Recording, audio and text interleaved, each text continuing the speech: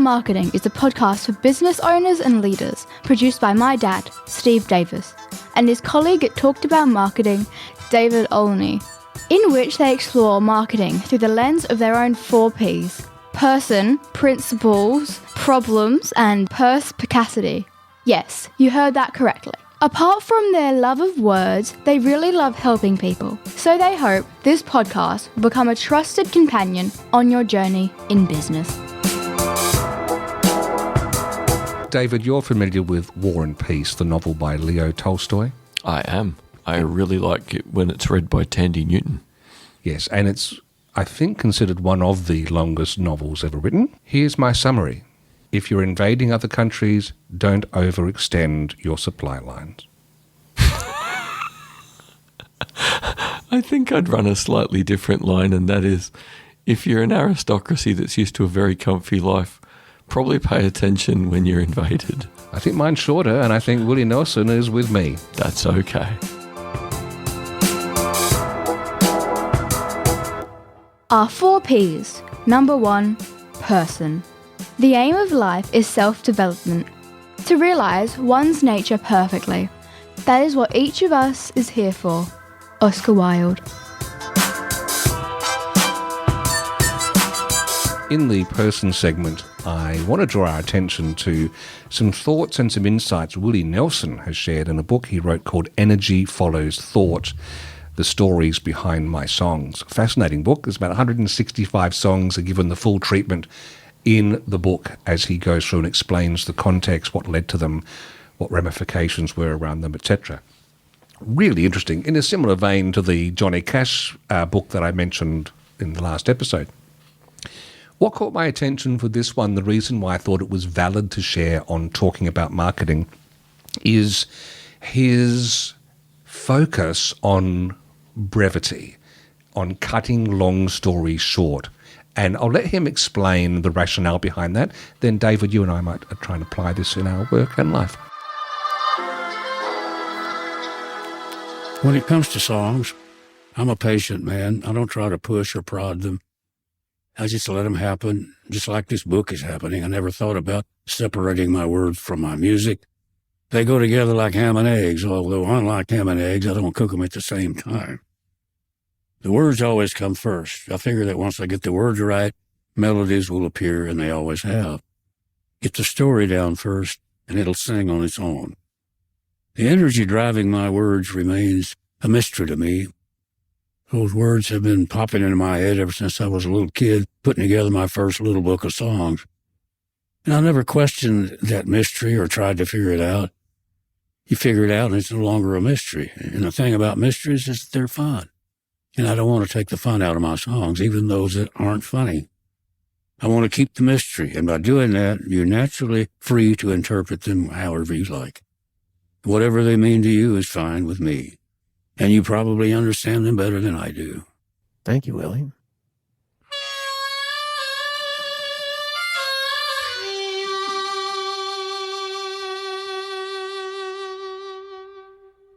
To make a long story short, I see nothing to be gained by explanations, no need to try to say who's right or who was wrong, no need to enter into lengthy dissertations. To make a long story short, she's gone. I won't attempt to explain the things that happened.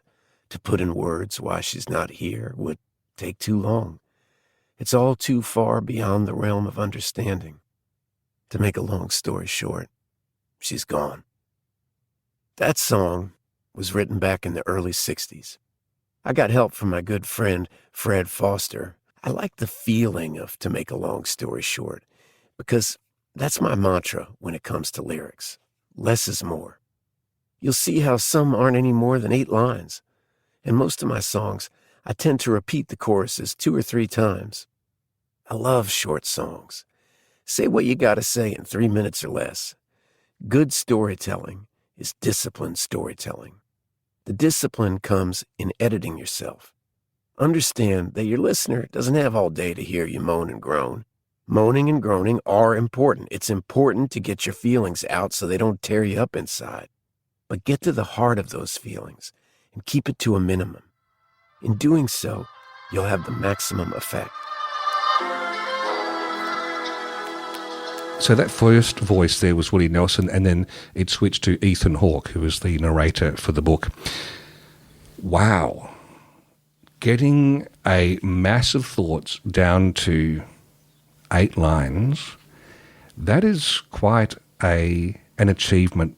Are there people in your life, David, you wish had this skill? I wish most people had this skill. I am a firm believer with Willie that the shorter it is, in the main, the better, because it gives you enough to decide if you're interested and then to decide if you have a question and ask the person to say more. You know, I'm with Orwell and Camus. If you can use less words, use less words. It's a tough lesson for some of us to learn. Again, you like more words, I like less words, and somewhere between us is just right. It's very much Goldilocks and porridge. And I suppose the thing is, for those of us who do love words and, dare I say, the sound of their voices, what Willie reminds us in his reflections on this is that's all well and good, but very few people are going to continue listening to something that's super long. So if your ultimate goal is not just to satisfy your needs, but to communicate a message, you are going to give yourself the best chance of getting that done if you put the extra effort in, like that famous saying that I love, dear son, I'm writing you a long letter because I don't have time to write you a short one. I think if we want to achieve the outcome of engagement, then that's a cross we have to bear. That is a load we have to carry. I think that's fair to say. Absolutely. You just did it to me then. I did. In fact, this whole segment is shorter than normal. Yes.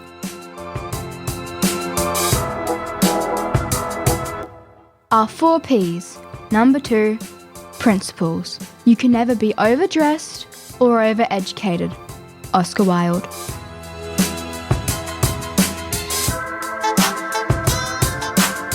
In Principles, a man who many of us love and certainly appreciated his comedy through the years is John Cleese.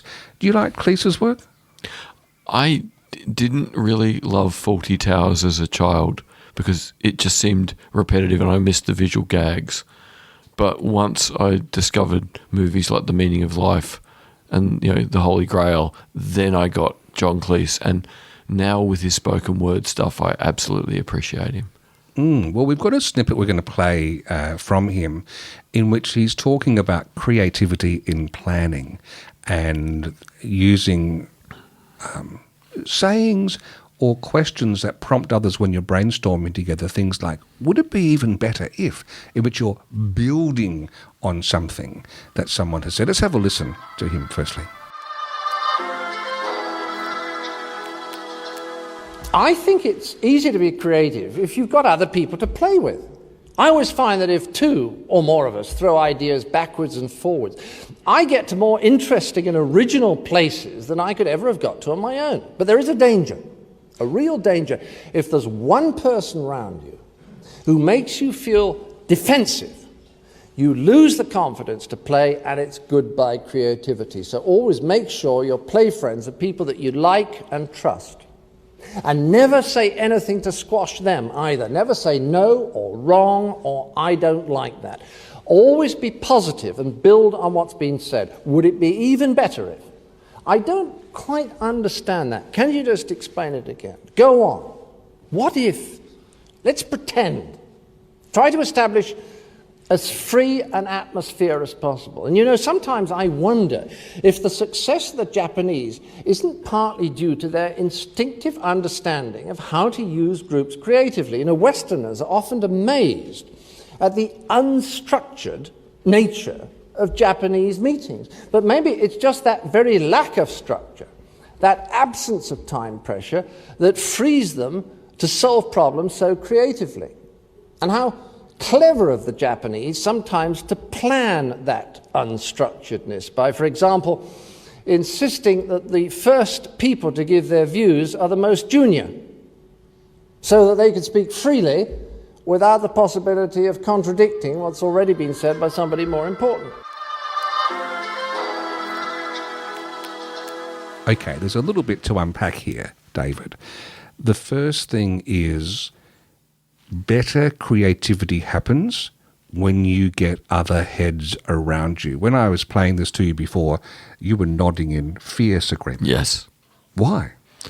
Because I've seen so many situations where someone spent days and days and days trying to nut something out, and then just when they're tired, gone and talked to someone for 10 minutes who they trust and respect, and it sparked the idea that solved the problem. And I saw that so many times in academia. I've seen it so many times in the world of consulting, that really you can get lost in something you've looked at for too long. But when you're talking to people you respect and trust, and you're willing to listen to them and they're willing to let you have your say and to add to what each other are saying, it always ends up somewhere bigger than it starts. And the person has more options for their project. That does resonate with my experience too. I mean, in doing the mentoring that I do, just being that fresh set of eyes that are outside the business can often just ask the question, which triggers some coins dropping for someone with their internal knowledge. But it just took the, inverted commas, dumb question from the outsider to bring a couple of ends together that were unexpected. And you're dead right. That, of course, there's a cautionary note he adds. You don't want someone in this group who is going to be a gate or a heavy weight or a blocker. I think that's really important. Where do you stand on that aspect? That's why I added my 2 words in: people you respect and trust. If you have to do something on your own because there's no one around you respect and trust, do it on your own. Because if you start talking to people you don't respect and trust, you could go down a rabbit hole, you could give up on your project, you don't know what their motivations are. So don't put things out there and put good ideas at risk. Save those good ideas for when you can talk to people you respect and trust.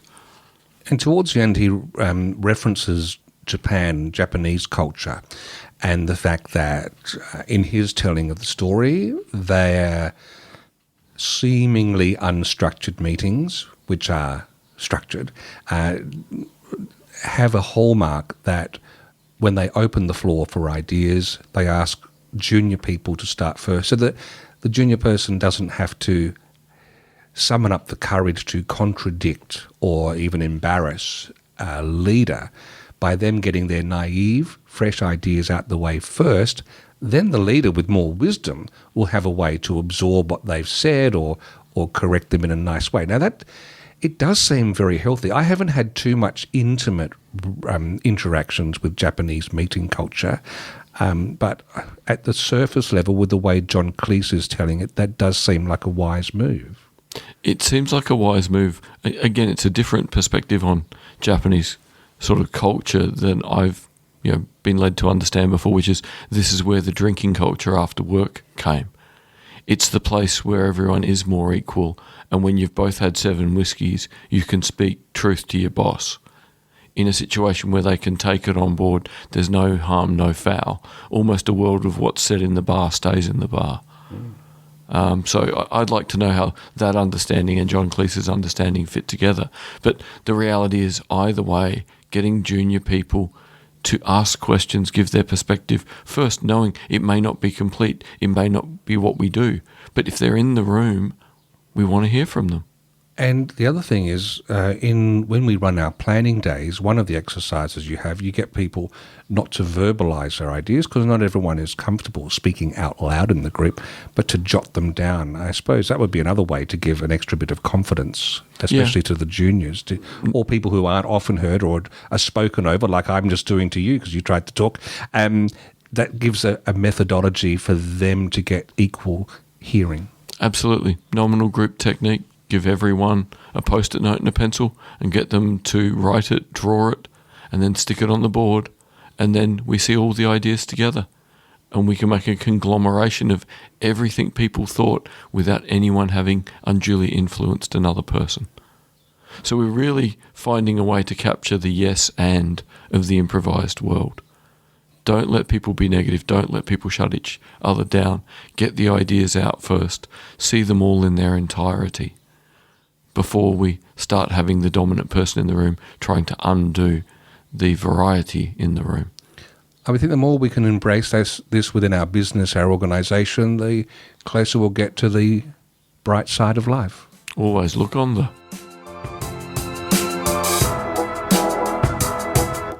Our 4 Ps. Number 3, problems. I asked the question for the best reason possible. Simple curiosity. Oscar Wilde. In the last episode in Problems, I referenced a meme. I'm going to reference another one again. Someone was sharing one which was done in that warning style that LinkedIn is scraping user data to train its AI tool. And looking into the detail, this one is in fact true. LinkedIn for a long time has been collecting data from users' profiles, so how we write about ourselves, our posts, other content, which would be conversations, to train its AI models. And it was initially done without any mention or any seeking of consent. I know you're shocked, David. I know you are shocked. Then they ran through some privacy updates, no doubt to ward off lawsuits, in which we all would have just agreed, because I don't really read those things, I just agree to them. And now the situation is you can actively opt out if you wish to, but who's going to? Without us even talking about it, you probably weren't even aware. The one bit of difference is that this was not the case in the European Economic Area and Switzerland. They just didn't even dare do it there because they've got very strict regulations. Well done to those countries. So here it is. And the other thing is Microsoft, of course, owns LinkedIn. Microsoft then gets access to this data as well for its AI projects. Isn't it nice how we are voluntarily helping huge corporations get better at being able to milk more money from us? Noting Microsoft's just rolled out its Copilot AI tool into all of its Office 365 features so that the next round of updates, Richard Pascoe was telling me, the price will be going up. Guess what? Because Copilot is now bound within it, whether you wanted it or not. It's lovely. They're such a lovely bunch of people. The fact that they want to charge us for LinkedIn Premium and learn from us? How about at least offering us a deal? Have LinkedIn Premium for free, and can we use your data to train our AI? See, that would be fair. Yeah, at least give us a choice. Make it a plus-sum game. The fact that they're so cynical they don't even think of the plus-sum game, it's almost on a par with Twitter wanting to use content, X wanting to use content to train their AI, which has to be the most racist psycho AI on the planet. Well, that would be racist psycho, the X AI. I think the LinkedIn one will be the most narcissistic. Because, humble braggy AI. Yeah. Can you imagine the blog post that it would write? You're going to say how to cook eggs, and you can say, look, it would say, I am very humbled to be offered the opportunity to take this egg and crack it and cook it at MasterChef level, to have been honoured in this way, blah, blah, blah, blah, blah. It's okay. That's why we all spend less time on social media by the month. Willie Nelson is just speaking to me. Long story short, if you don't want to be part of it, I'll see if I can dig out the steps and put them in the show notes so you can opt out. Will I bother? I don't know. I might. I feel like I want to, just on principle, actually, because, yes, they give me plenty of invitations to pay $99.95 a month to have the business premium model. I think what you brought to the table would make sense. Yep, you get it for free if you leave this on, and if you don't, you pay. I think that'd be fair. Any last thoughts on this? Yeah, that everywhere we go, we're either going to soon be dealing with an AI or being used to train an AI. So just be mindful that there really isn't such a thing as putting a comment out into the ether and it just sitting there and being on its own anymore. That in the world of large language models, everything you basically type in a digital environment now is going to contribute to the future behaviour of an AI. On that note, please follow David and I on LinkedIn, because we would really love to expand our networks and get to know you, so that this moment you accept, we can turn around and saying, thanks, I'm curious to learn more about you, and I want you to buy our products and services. I say that because we would never do that, But that's what happened to me as late as yesterday. And if you look through my message, that's basically par for the course in LinkedIn land.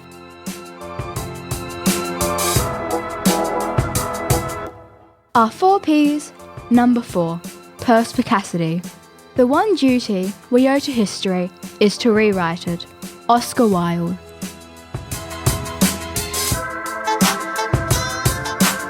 So far, you've heard person, you've heard principles, and you've had problems. But wait, there's more. Here's perspicacity, bonus addition to this episode of Talking About Marketing. Don't send any money now. Listen to this next conversation as seen on TV. Well, that's problematic, isn't it, David? The seeing bit. It is, but it's the great advantage of doing your Tim Shaw imitation. I'm already wishing I could hide under the table. So in perspicacity, there's a few things all bound together that I want to untangle, hopefully not in too long-winded way so that we don't get the ire of Willie Nelson. Let's start with Tim Shaw and Demtel. There were a whole lot of TV commercials in the 1990s. He was the Demtel man. He had all those ads for gadgets we probably didn't need. They were overpriced and they were bundled to sort of shift. So you couldn't really tell what the real value was from anything from a stripping machine, David. Did you buy one of those? I think I sort of... Or did you strip by hand? I judiciously avoided all Demtel products. So you could strip by hand if you had to I strip. made a commitment that I would peel my own potato, strip my own paint. Okay. And, I don't know, not put myself in danger. Okay, so you stood up to the temptation of this ad for this amazing peeler. I kind of thought if he doesn't want me to send money, why should I show interest? Peel! Peel! Peeling potatoes and onions is one of the least appealing jobs in your kitchen. Forget it, because now there's Speed Peeler, an incredible cordless machine that peels spuds in seconds, and onions so fast and easy you won't have time to cry. It even removes eyes. And because our peeler has stainless steel blades, it only removes the skin. You'll save time, money, and all that goodness. It's tough enough to trim asparagus and broccoli, yet safe and sure enough to peel a ripe tomato or even a cherry without peeling your fingers. But that's not all, because Speed Peeler is much more than a super fast peeler for all your fruits and veggies. It shaves chocolate for luscious desserts, grates cheese for sauces and omelettes, or shreds cabbage for coleslaw, slices strawberries, mushrooms and radishes for great garnishes. It even made all these chips from just one potato. Best of all, it rinses clean under a tap. But there's more. Les Chef, a knife so sharp it's scary. A knife that never needs sharpening. A knife for the 90s. So throw out the rest, we'll give you our best. Plus, an end to food transfer trauma. Does your old chopping board drive you nuts? Forget it, because now there's Funnel Board. Just squeeze the handle, fold the board, and you have a simple funnel. No more spills, no more waste. What a clever idea. Even the handle becomes a funnel. It wipes clean in an instant and is dishwasher safe. What an offer. The amazing cordless electric Speed Peeler, Les Chef, the knife for the 90s, our revolutionary Funnel Board, plus Demtel's 100% no questions asked money-back guarantee for not $60 or more, but just $29.95. Act now. Ring now, but don't send any money. That's right. Do not send any money. We'll bill you. Ring 008 023 025, but don't send any money. Ring now. All right, so there's just one of the ads. I apologise for that.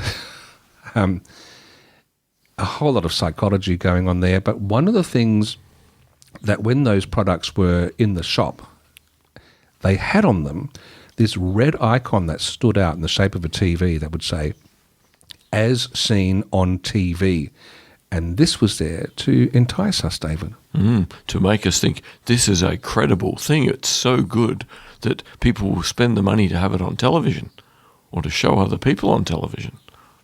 And it was a clever, cynical move. It really was. It was the beginning of using sort of cross-media channels to pretend that you were getting validity and credibility from another source when in reality there was no other source.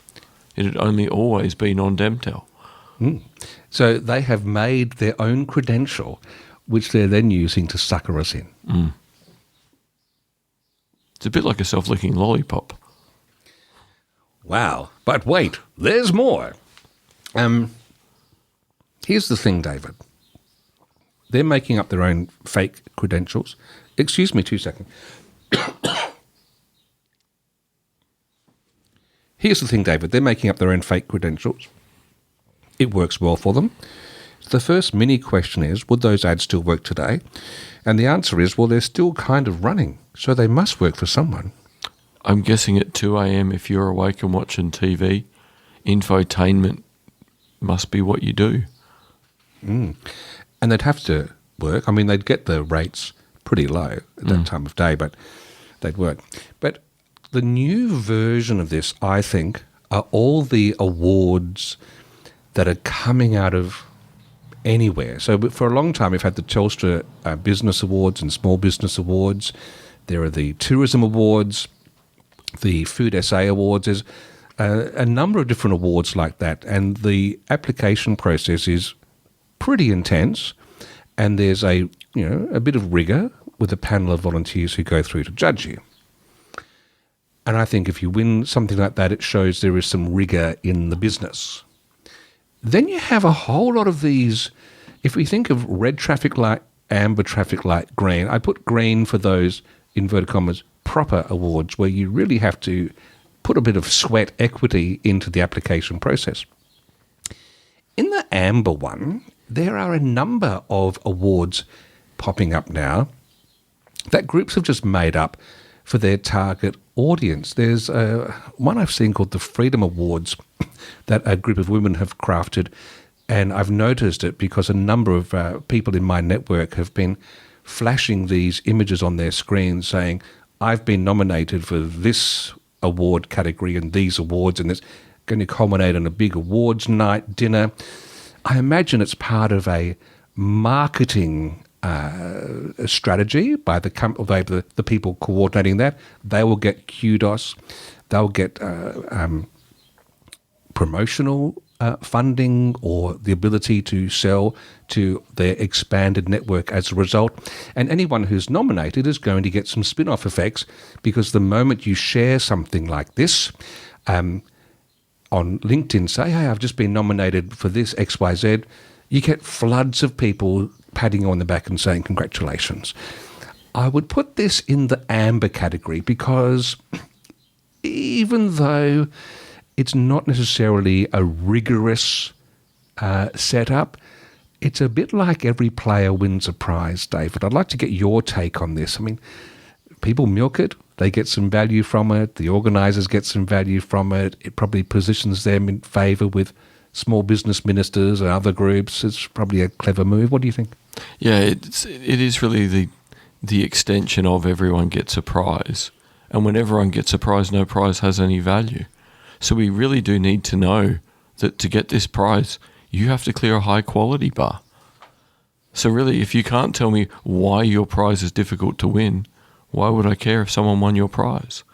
So we're making people unnecessarily skeptical. Well, actually, no, I'll restate that. We're making people unnecessarily cynical. Oh, yeah, they got a prize. Yeah, I bet that was real. Well, it may well have been, and they may have done a quality job. But because there are so many unreal prizes now, we've become cynical about awards having value. And it's nice to reward people for doing a great job. And devaluing hard work is not good for any of us. And I think this is the ultimate payoff that's going to happen, is they'll start having less and less value. It'll be the law of diminishing returns, because suddenly you'll have 1 million awards you can put up on the window, and the cynical consumer will say, However, as we've known in the wine industry for a long time, being able to pop a gold or a silver or even a bronze medal sticker on your bottle of wine, even if it was category 703 for most sulfur-drenched wine on the planet, no one reads the small print. No. They just see the silver medal. So while we remain uncritical as consumers, sadly it's going to stay with us. And then we get right to the red traffic light end of the spectrum, where David, if I wanted to, we could be listed as the best marketing consultancy in Adelaide. We could have... in Australia, let's go big time. Yes. Because the email was offering us this opportunity, saying how amazing we were and would we like to pay, said we were the best in Australia. And it goes on. And then you see some competitors and others put these proudly on their website as a badge of honour. And you know what? There's going to be a certain degree of people, quite a few, who will think, oh, wow, there you go, there's a bit of proof. And it's all just fake. And then at the other end of the spectrum, I deliberately didn't enter anything in the Australian Podcast Awards this year because after last year, I actually asked to see the judges' comments, and I realised how completely divorced from engagement and understanding of the sector, of the award category, the judges were. It was laughable. It was like having a gluten-intolerant person judge best super gluten bread roll category at the Royal Show. You know, it disgusted me to the point that that's it. No more. We're back to credibility again. Where's the credibility of the assessment process, the judging process, the standard to which things are being held? Without credibility in all these stages, what's the point in winning it? Yeah, a gold medal looks nice, but when you walk into a wine store now and so many bottles have some sort of medal on them, do we pay any attention anymore? Less and less, I must say, less and less. And then just to have a bit of fun with this, I created a fake award image myself, David, just to play in the game. And it's had... Well, I haven't seen the count. It's quite a few on Facebook have sent congratulations. It's only just gone up. There's like 31 likes people have had. There are comments flowing in. It's had 775 impressions. People are interacting with the thing. It says, Steve Davis, I've been nominated the Grand Whimsy Awards 2024, celebrating the art of joyful innovation. Completely made up. I'll put a link in the show notes of the blog post that goes with this, because I just went full out. I've got the whole background of the awards there just to see how few people actually read the details. Only one person cast any sense of suspicion. Lindsay Davis from the local Rotary Club said, I'll say congratulations, not 100% sure this is real. And I think my hat goes off to him for having the temerity to mention that. But he knows me well enough to know that here's Steve having a bit of fun. And I did it on purpose to say, hey, this is out of control. Something needs to happen. And I think maybe it's just more awareness that there's a lot of fakery out there. But then again, as we've mentioned previously with critics and theatre reviews, our world is geared up for that sugar frosting of just that nice little thing, and no one really cares about the substance. It might make you think, well, if that's the case, I'll join them. But something inside of me just feels like that's wrong, and I don't want to play in that sandpit. No. Aim to get reviews for the quality you provide, not awards that don't tell you anything about what you do. Oh, can I nominate you for Best Podcast Closing Sentence? You can. I'm not sure I'll be very excited if I win the award. I'll send you a badge you can put on your LinkedIn profile. Okay. Thank you for listening to Talking About Marketing. If you enjoyed it, please leave a rating or a review in your favourite podcast app. And if you found it helpful, please share it with others. Steve and David always welcome your comments and questions, so send them to podcast@talkedaboutmarketing.com. And finally, the last word to Oscar Wilde. There's only one thing worse than being talked about, and that's not being talked about.